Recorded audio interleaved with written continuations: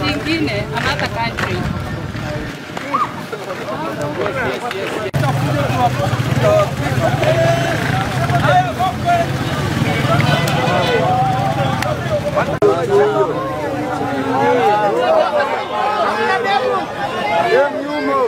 Wachukue picha na watu wateke.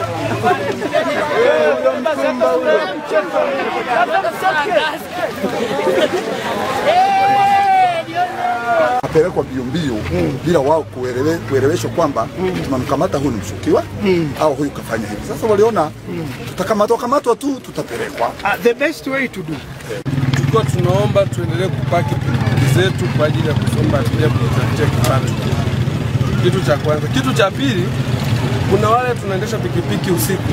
Jana wako ametutangazia kwamba ikifika saa 2 asipatikane bodaboda njiani.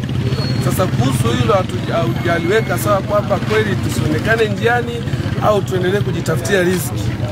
Hilo nalo bado lipo kwenye mabano. Sisi ni watoto wetu. Sawa. Ni mandugu. Sawa. Ukikaa kwa meza moja, utaelewa hata sisi hapa tuna shida. Sawa. Vijana wako wamekuwa na makali mbaya sana. Sisi tukipita hapo mkiona tukimbiza. Sasa wakishaona namba plate ya Kenya. Asante sana.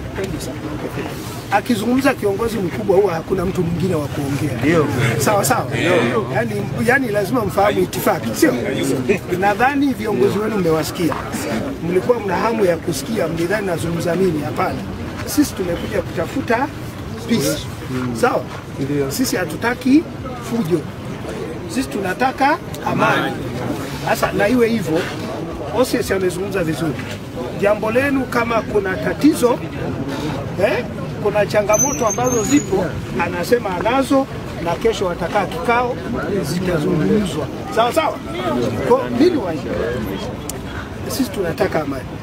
Hatutaki kusikia mnaanza kurusha mawe, mnafunga barabara, mnawasha moto. Sawa? Hiyo sio kawaida yetu sisi, sawa? Kwa tuondoke hapa, tuachie viongozi washughulike na matatizo mliowasilisha kwao. Sawa sawa. Tulikuwa na ombi moja. Ombi gani? Ombi kubwa, mgogoro wa watu kurusha mawe. Mimi hapa na announce kwamba hapa tunapashwa kuwa na ardhi ambayo ni salama, kila mtu anafanya biashara yake kwa uhuru, kila mtu anaenjoy right zake akiwa hapa. Lakini sio kosa kuwa mpakani. Tunataka mkubwa na sisi kwa mmoja wao. Tuishi kwa heshima iliyokuwepo kati ya hizi nchi mbili. Ukifanya kosa, umetoka huku, ukafanya kosa huku, sisi tutakushughulikia kama mhalifu mwingine. Tanzania akitoka huku, akaja huku akafanya kosa, sisi tunawapeni, tutashughulika naye. Sisi tunataka amani. Mpaka mimi nimekuja hapa, ungeteki wait kwamba konsani yangu kuhusu amani ya hili eneo ni kubwa. Asitokee mtu akaleta fujo ambazo zita amount kwenye crime. Tutamshughulikia kweli kweli. Sasa tusifike huku. Waungwana wanazungumza. Waungwana dispute zao wanasolve mezani. Na sio nguvu. Yaani nguvu haijawahi kuwa solutions ya changamoto za binadamu.